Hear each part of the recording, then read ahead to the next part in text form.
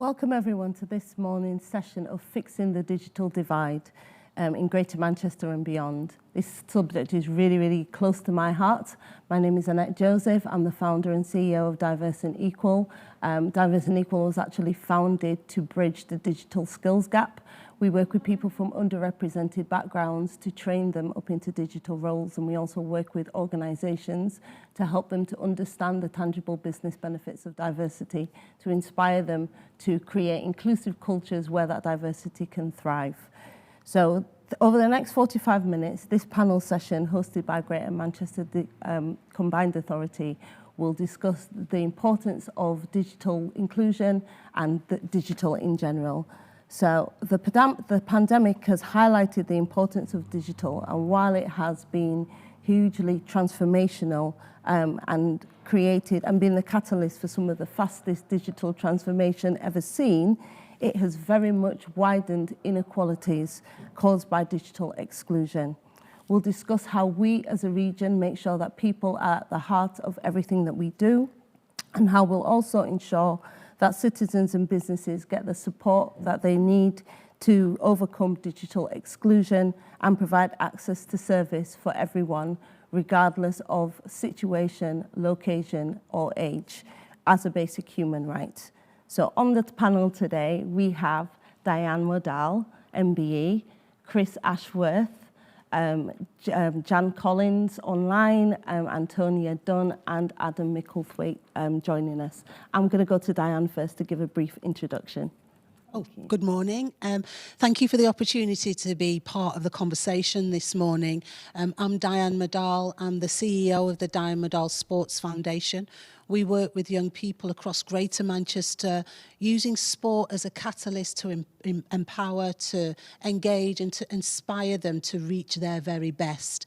In the topic that we're talking about this morning, I was asked by the Mayor of Greater Manchester, Andy Burnham, to lead a young person's task force. And as part of what we heard as a result of that, digital exclusion was a key aspect of the recommendations that I handed back to the Combined Authority.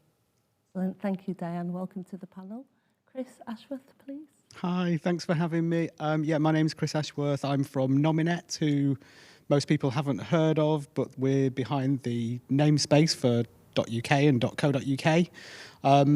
My role is to design and build and fund programs, social programs where digital and society clash, I suppose. So everything from digital inclusion, digital access, skills, online harms, internet safety. And so we work hard with partners like Good Things Foundation and others to kind of adjust to the new reality, particularly for young people. Thank you, Chris. Welcome. Antonia, please. Hello, my name's Antonia Dunn. I'm from Inspiring Communities Together, which is a charity based in Salford. We work with local communities to ensure that people can start well, live well and age well. I'm here today because of our Tech and Tea project, which is a digital skills and wellbeing project for older people. And to date, we've supported over nearly 3,000 older people across Salford to develop some digital skills and to be able to use those skills to increase their own well-being and their confidence. So we're going to go online now to Jan Collins, please. Welcome. Hi everyone, thank you for the opportunity of speaking today. So I'm Jan Collins from TalkTalk. TalkTalk is a broadband provider based here in the Northwest in Salford actually. We were set up 20 years ago as a challenger brand. So inclusion is at the heart of everything that we do. In fact, our company motto is TalkTalk for everyone. We truly believe that every single person has the basic human right for connectivity and all the things that it brings to our lives. So whilst this pandemic has changed everyone's relationship with digital, our focus is to collaborate and learn from the lessons over the last 12 months and ensure that we build a long-term sustainable digital environment for every single person. Thank you. Adam, please. Thank you. Thanks, Annette. It's great to be here today. I'm Adam Micklethwaite and I'm from Good Things Foundation, and we are a national digital inclusion charity. We believe in a world where everyone should be able to benefit from digital. We help digital inclusion to happen in communities everywhere by working with inspirational community partners of all shapes and sizes and types, and helping those community organisations to build the digital inclusion into their social mission. We also partner with a range of organisations in government, in the private sector, and global philanthropy. And we are running a campaign right now to fix the digital divide. That's the hashtag. And our vision is to try and halve the digital divide in the next 4 years. We've been working on that campaign with the Greater Manchester Combined Authority, and we've also been active in various parts of Greater Manchester running programmes on the ground, including in Salford and also in Stockport. So it's great to be here today. Definitely got the right panel today. Excellent. So let's get started.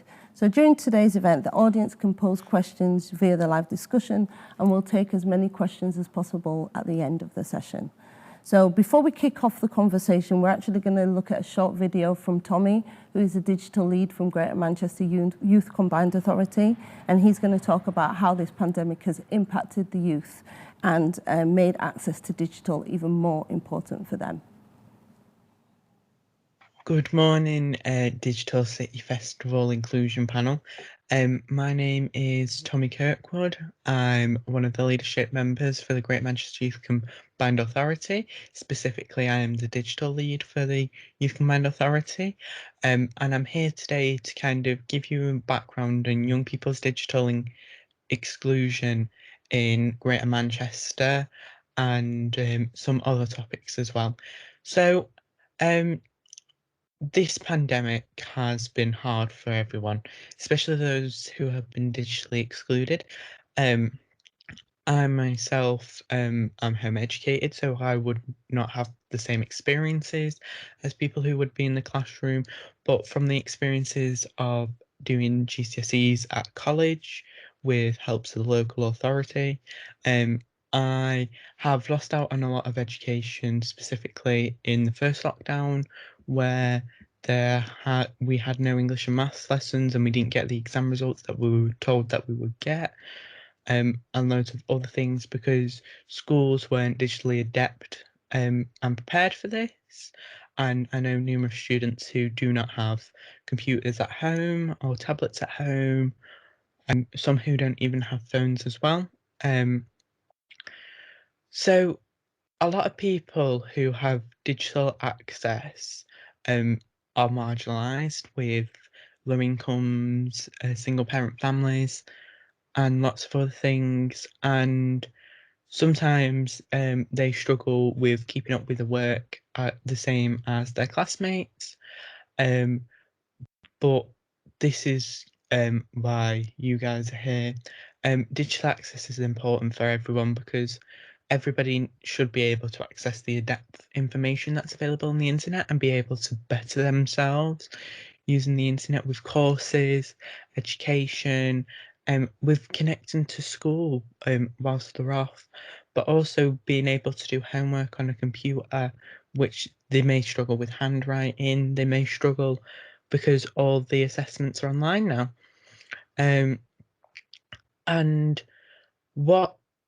And I just want to ask you guys, what do you think needs to be done to fix the digital divide for young people in Greater Manchester? Thank you.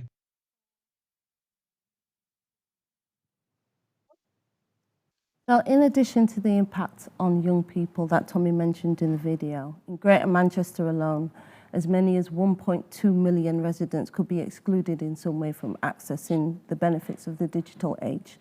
The benefits are fundamental to creating an equitable society, I'm speaking to you, and economic prosperity. So how do we do better and be better as a society?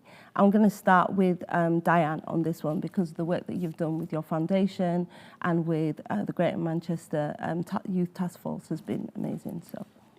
Thank you. The ambition for the Greater Manchester Combined Authority is that we become the first or the 100% digitally enabled city connectivity region, which means that every young person, every person living within Greater Manchester is digitally enabled.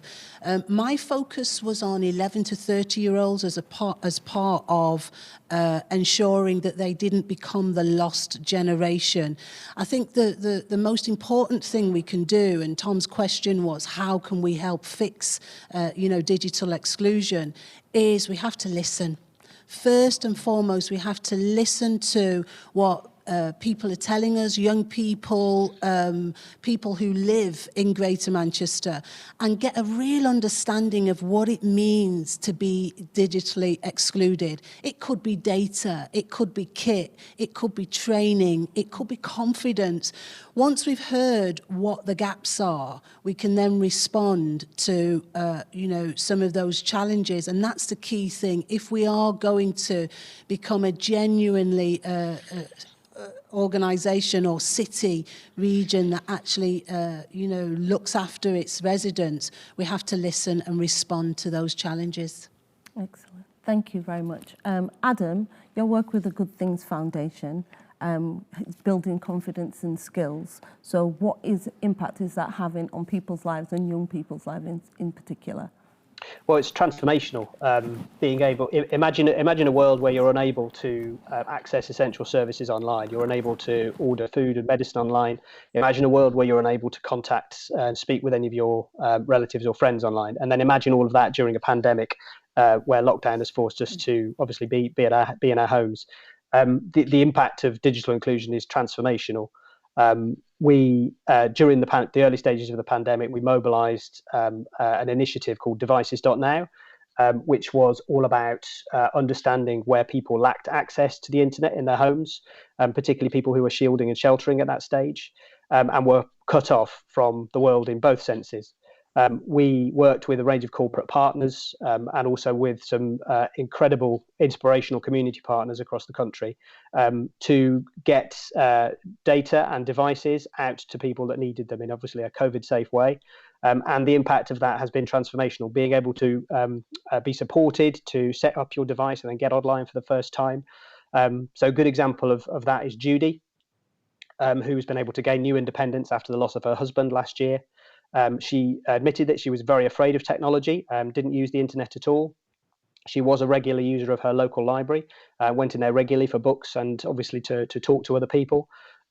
We were able to get her a data-enabled tablet and also support from her library staff during lockdown to gain the confidence to use that tablet and to start unlocking the digital world.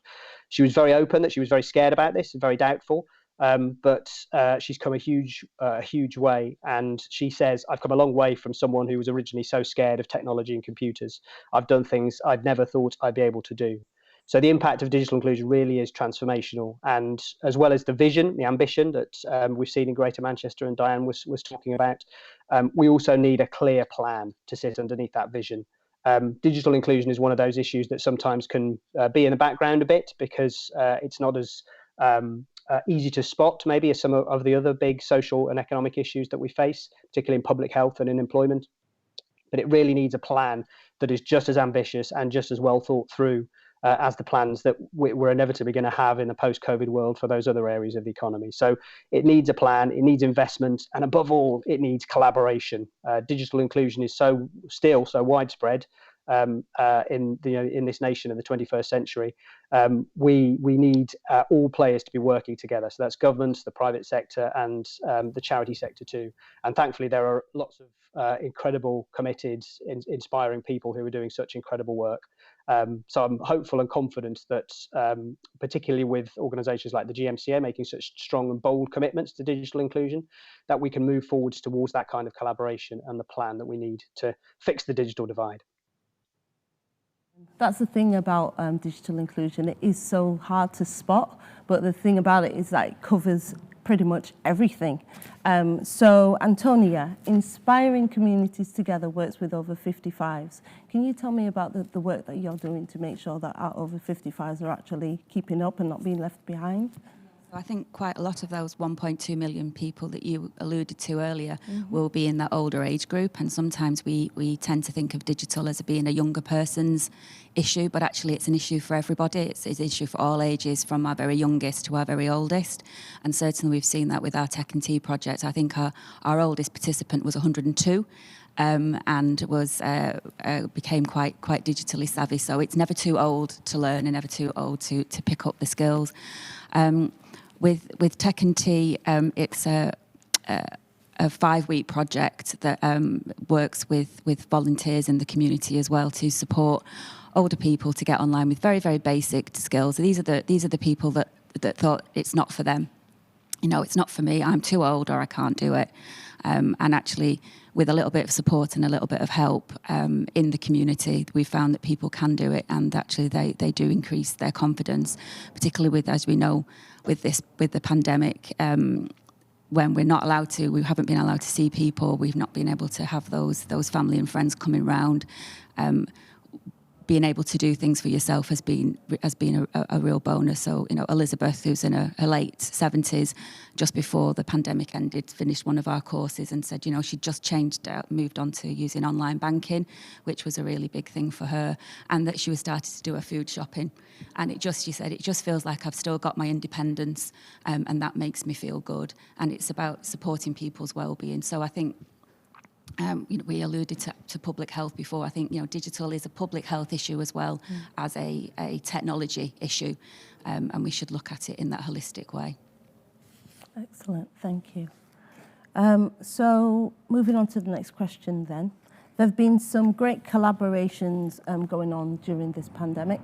Working together this way has enabled us to learn from each other and at pace.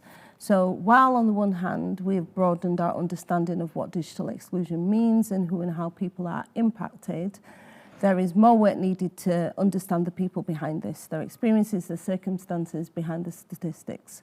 So how do we ensure that the right changes happen, and what steps can we take to make sure to improve on this? So I'm going to go to Chris first, please. Thanks, Annette. No, it's a really good question. It builds on some of the points that the panelists have already made. I think what we've seen during the pandemic is where the sea change has happened is not just that people have recognised that digital inclusion is an issue, but it's the immediacy of how it's affected people.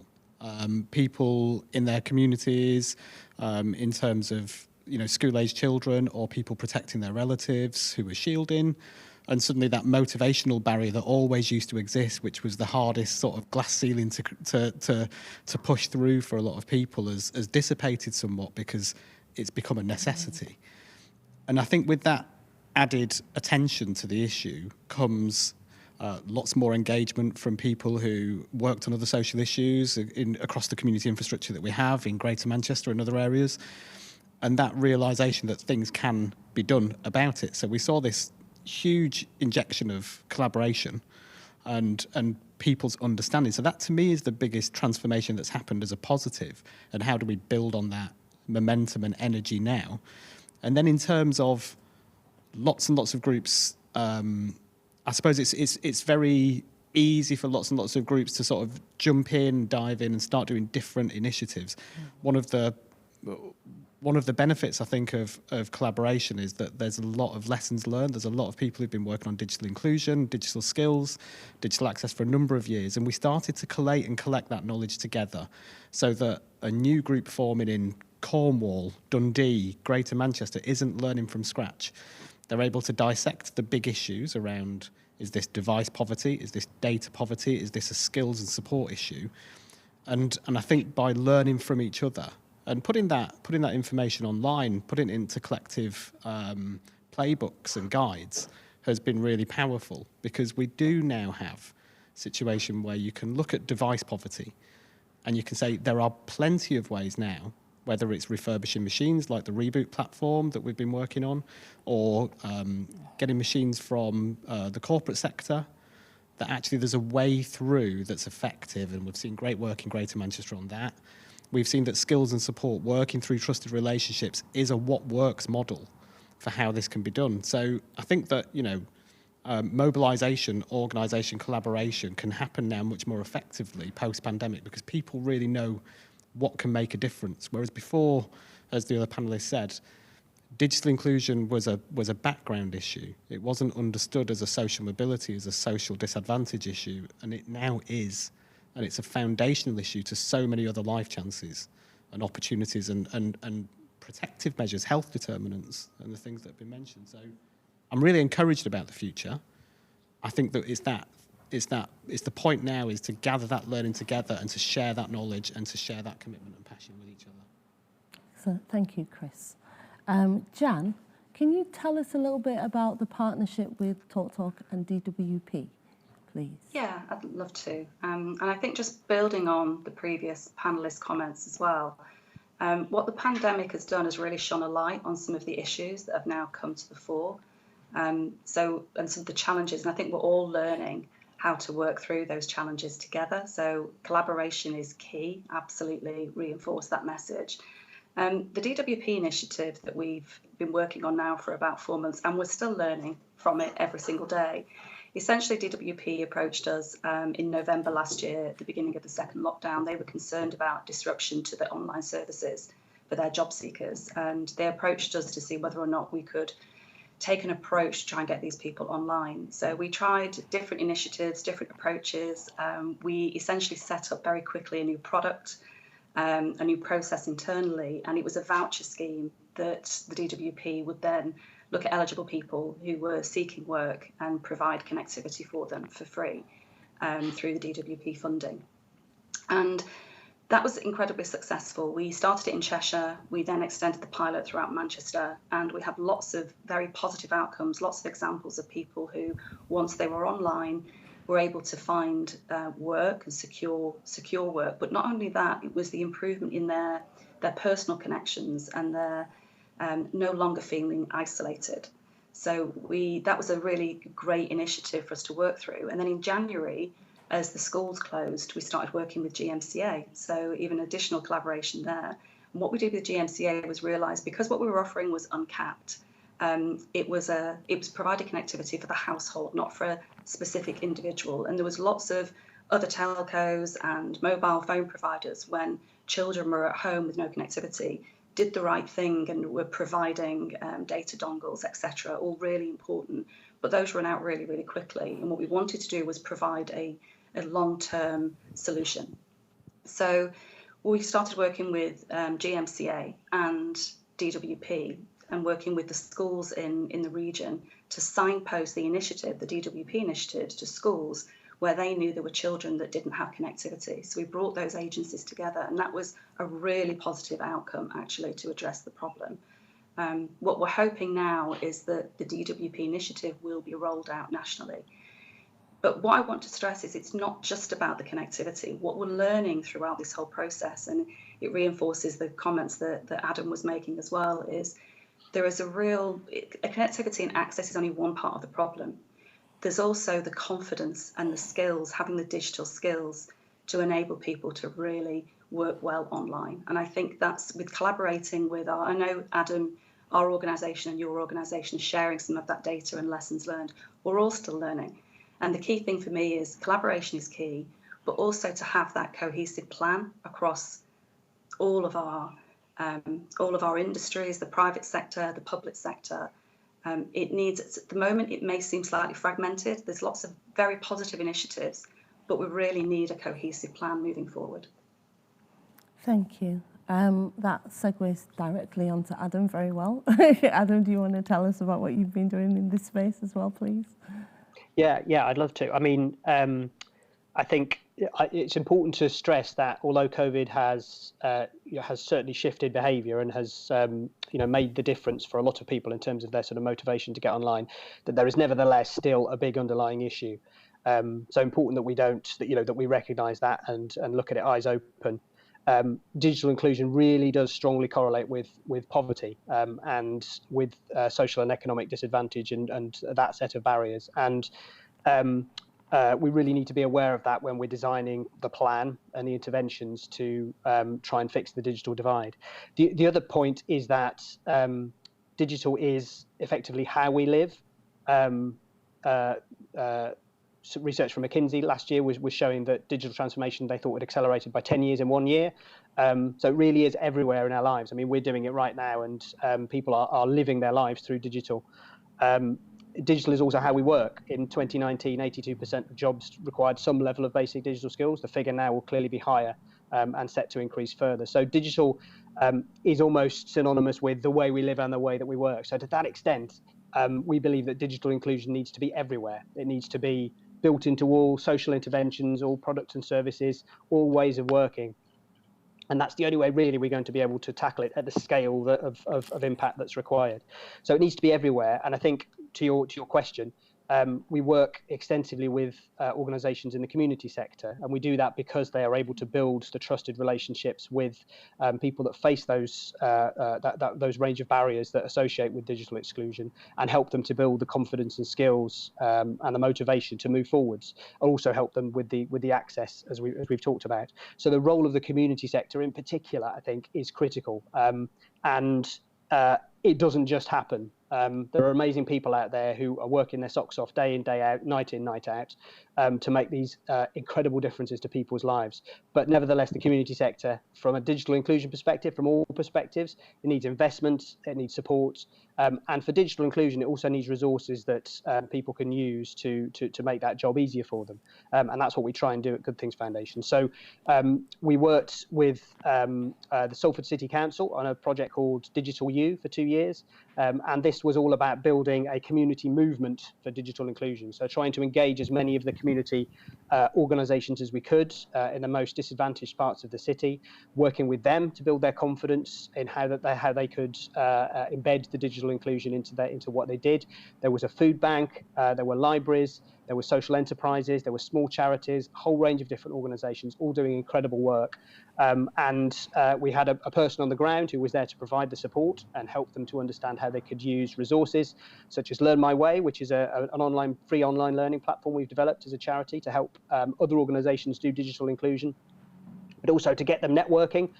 Really important that we were able to build that sense of shared mission across the city, and that all the community organisations engaged in doing digital inclusion were part of that broader movement. And it was a successful programme. We're really pleased that the community organisations involved are continuing to meet and they're continuing to do their important work. But as I say, it needs continuing support. It needs investment. It needs resources. It needs commitment from the top. So I think to the collaboration point, we all need to be collaborating to fix the digital divide, but particularly important that we don't forget the community sector and that we really invest and support the incredible work that they do, so that more people, older and younger, can be supported to move online and to make the most of the digital world. Thank you, Adam. Diane, how is the task force working with collaborations? Well, what we have found during the Young Person's Guarantee and the task force working with businesses, with partners, with schools, with the digital partners, with health providers, we have been, I would say, successful in terms of reaching positive recommendations, which were all unanimously accepted by all 10 leaders of the Greater Manchester boroughs, because of that collaboration. I think the difference is everybody was galvanized by the challenges that the pandemic was posing, particularly to young people. So we didn't have that much challenge or pushback to get buy-in, to get engagement for our partners and key stakeholders to understand what we were trying to achieve, particularly whilst young people were continuing their learning at home. It was really essential that we provided them with the digital connectivity that they needed, and that has been really positive. I think, beyond the collaboration and the resources and the plan, I think we also need to reframe how we talk about digital connectivity. Everything I've heard, in terms of this conversation, it feels to me as though it is a public health issue, because we're going beyond the kit, the dongles, the data, all that which we know is essential to live our lives today. But the part that I think is even more crucial is the impact on people's mental health and well-being. Yeah. So if you are not connected, you are clearly disconnected from the world in many ways. And we can't allow that to happen. So we have to collaborate more, drive more resources and get the plan right. But I think in order to be heard, we potentially have to think about how are we framing this conversation? Is it really landing with the people who have got the powers and the influence to be able to change the landscape and actually reach some of the targets that we're talking about? It is ambitious for Andy Burnham to back our call to be the first 100% digitally enabled city region. That's ambitious, that's bold, but it's doable. But I think it's only doable if we've got the right people backing us and behind us. And that, for me, is government and them understanding that it's not about Greater Manchester saying, give us more laptops, give us more phones, give us more tablets. It's about saying our region is actually in real danger of suffering mentally and suffering from a well-being challenge if we don't get this right. So during the consultation, what we heard from teachers, what we heard from heads, deputy heads, was for those young people who were not connected, it was actually extremely critical for their lives and for their families, because they couldn't socialise with their mates, with their friends.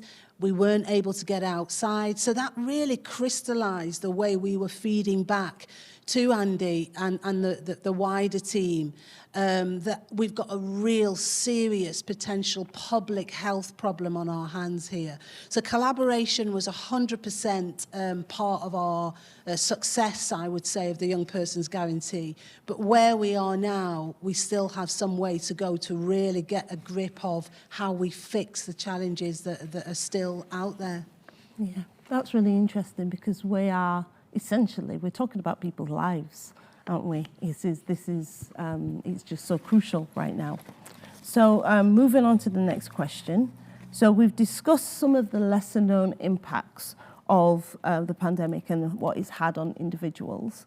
So how has the pandemic crisis informed how companies do business? Who is accountable for addressing inequalities like digital exclusion? What systemic changes needed for them to do more, for example, through regulation, through disrupting business models, or through test and learn? I'm going to go to Antonia first, please. I think it's also about accessing those vulnerable individuals and being able to provide that support, isn't it? Pre-pandemic, we knew that about 60% of people that we worked with on the Tech and Tea project needed the help of a family member, a friend or a support worker in setting up the laptops and the tablets, that they didn't have that confidence to do that themselves. With the pandemic, suddenly all those support networks were gone, and we knew that to deliver Tech and Tea, we couldn't do it in that way, and we needed to flip things. So to support, though, to provide that support, what we did was we actually set up the tablets initially for people in that COVID insecure way, and delivered those tablets to people's doorsteps, and then provided them with multiple telephone conversations to support them to take it out of the box, turn it on, press this button, do this, so that they could actually then get onto a Zoom call and learn those skills that they needed to do to be able to then enable them to access all the things that we've talked about, talk to their friends and family, do their online shopping, find out, how to watch those come dancing videos from the 1970s that make them smile, all those kind of things, because we're talking our cohort is in the 60s, 70s, 80s and 90s, and it was a challenge, but what we needed to do was to flip what we were doing and respond in a different way using the partnerships that we have. So we didn't do any of this work on our own. We pulled in with Salford CVS and Age UK and the council and housing associations and neighbourhood workers, everybody pulling together to to provide that support so that we could get the older people online, and so that they could get the benefits that we've talked about in terms of their well-being, in terms of their confidence, and in terms of their own mental health. So I think it's just echoing what everyone else has said around that collaboration, working together. It's not one size fits all. There's going to be a variety of different approaches depending on who and what people's needs are. But it is doable, and we can do it. And I think we need to be really proud of what we've achieved across Greater Manchester with all these different initiatives that have been going on and the work that we've done. Give ourselves a pat on the back. There's still a lot of work to be done, but I think we should take stock of the work that we've done to date. Excellent, thank you. So Jan, can you tell us a little bit about the plans for Ofcom and the Manchester Digital Hub, and the part that regulation plays in all of this as well, please? Yeah, absolutely. So I want to start by just being really honest. But TalkTalk's a digital business, and even we had our challenges throughout the pandemic last year, and they occasionally continue. So, we were in a position where we had to get all of our customer service teams working from home, but still make sure we had the right security and privacy regulations in place. We were still having to deliver installations in a COVID secure environment. At the same time, we were challenged because we saw our network soaring by 40% over that period. So thank goodness we kept the lights on, and our network managed with all that capacity. But I think every single business has been challenged. And when it comes to the responsibility of who's responsible for it, from our perspective, whilst collaboration is really important, and we're doing what we can to work with both public sector, private sector, really it's government. And I want to reinforce the message that the rest of the panelists have said around, we'd really like government and challenge government to take a look at the work that we've done with DWP, the voucher scheme that we've put in place. That's a really replicable programme that we could then take out to other agencies, and it's a long-term solution. I think that's what we're looking for here. We've seen some great initiatives for people really doing the right thing to provide connectivity in the short term, but how do we address the long-term issue and provide a sustainable digital world for everyone? So government absolutely have a huge responsibility here. With regard to Ofcom, and I'd say even BT Openreach, so we're currently in discussions with BT Openreach, who control the broadband network largely across the UK. There is a fixed cost that we have that, if we can work with BT Openreach, and we are in discussions with them, and we do hope to have a positive outcome. But if we can reduce the cost to us, then we can pass that reduction on to our consumers, to our users, and provide a much more affordable broadband connectivity service. We are a value brand already. We pride ourselves on that. But if we can reduce those costs, that would really help. So watch this space. And with Ofcom, so Ofcom are in a position where they have the knowledge, they have the insight, and they absolutely have the influence. And we would like them to essentially be accountable for that influence and work with government, work with BT Openreach, and work with every provider to come up with a cohesive plan to address this long-term, as a long-term issue. Jan. Chris, we've just got just under 10 minutes left, but do you want to add anything to that? Yeah, I think, and starting with Diane's point and building on what the others said, I think it's easy to use the word collaboration, and we all say it and we all mean it, but then it's kind of, and what do we mean by that? Because there's collaborating at a national level, there's leading at a national level, there's the organisational capacity at a regional level, and then there's the delivery at a hyper-local level where those trusted relationships are. So that's one point that I think we need to, what do we mean by collaboration and who's going to lead? And I think the point's been well made by the other panellists, particularly Diane first on the framing. This is a welfare state issue. This when we think about the welfare state, one of the proudest things we have in this country, it's changed. We need to update kind of the software that we have for the welfare state and start to understand that digital now has a role through, and it permeates every aspect of society and life. So it's about health, it's about mental health and well-being, it's about your physical location and distance to essential services, which there are some incredible benefits of digital. It means you can speak to a GP, you can have a video conference with a GP to address an immediate or important health issue, it means you don't have to go into a crowded place where the R rate might increase if you need to get online prescriptions. There's so much of this that I think now is, do we have is digital fit for purpose? I think if we look to corporates to lead this, then at the moment you'd say, in a good way, the market has failed. There were 1 million young people without a device and connectivity during the pandemic. Whilst the market has failed, the market wasn't responsible in the first place. If we consider people as customers, then we're doing something wrong. People are citizens first, and digital now has a role in the life, the social aspects of people's lives. So I think that's where it has to be taken much more seriously as a cross-cutting, fundamental part of the everyday infrastructure of people's lives. We need to move away from thinking about copper wires in the ground and the big investments. I'm absolutely right talking about OpenReach and Ofcom, but we've got to take that person-centered approach. So we can take that individual like Tom in the first video and say, right, what does that person need? What's affecting them? What's their ability to connect? What's the right device for them? What's the right connectivity for them? What does it mean to be offline and what does it mean to be online?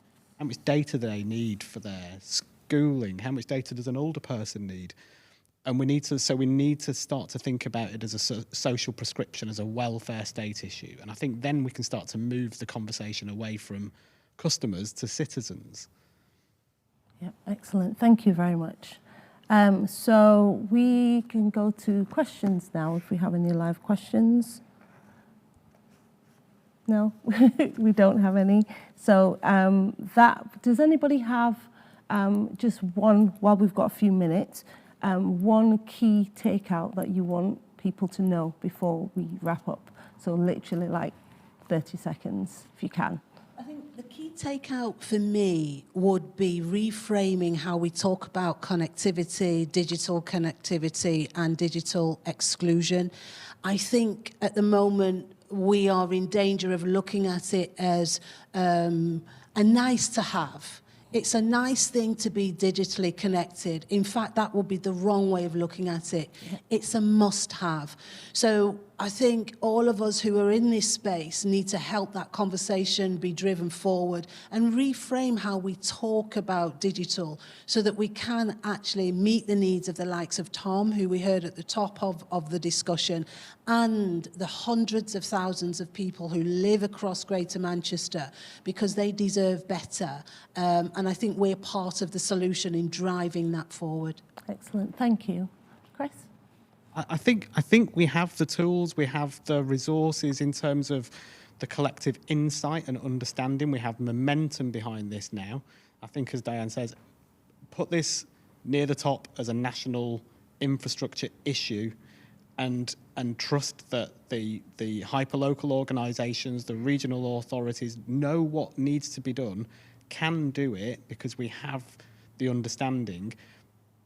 We've got what we need to get on and do this and really close and fix that digital divide now, and we know the level of importance it has. So let's use the crisis of the last year and turn that into a positive where we can to actually now go forward and really do something about it. Put people first. Excellent. Thank you. Antonia? Yeah, people at the heart of what we do. It has to be, digital is, we think of it as being a technology thing, but it's still about people ultimately, and we need to make sure that no one's left behind. And I know that's quite a big ask, and it's quite an ambitious statement, but that's what we've got the opportunity to do, isn't it? Is to make sure that from our youngest to our oldest citizens, that everybody is included in the way that they need to be included, and that meets their needs for what they need. Excellent. Digital for. Thank you. Adam, please, if you could just 30 seconds, if that's okay. Of course. My takeaway would be about energy and commitment. So now is the time. That would be my takeaway. So I absolutely endorse what Diane said. But this, it's never been more important to fix the digital divide as it is now.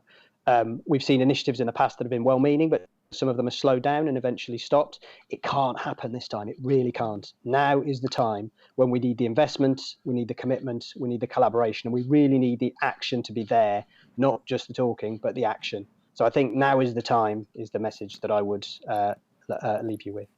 Excellent. Thank you, Adam. Jan, please. Yeah, the same for me, essentially. I think we've all learnt lots of lessons over the last 12 months. And as Chris said, we know what needs to be done. It's around access, it's about skills, it's about people. And we need an overarching strategy that is fully supported by government. And whilst it's amazing that we have these events here in Manchester, we have to really address this on a national level as well. Absolutely. Thank you very much. Thank you to all of our panellists. So this brings us to the end of what's been a fascinating discussion. We hope this discussion stimulates conversation now, today, and action tomorrow when you go back into your own businesses. So last year, Greater Manchester Combined Authority announced an intention that Greater Manchester be a 100% digitally enabled city region, something that Diane spoke about earlier. So we're launching a cross-sector, cross-industry task force that will focus and shape an action plan to address the interrelated barriers to digital inclusion and the digital divide, such as connectivity, accessibility, affordability, skills, motivation, and confidence. You can find out more about this task force on the GMCA website. And thank you very much.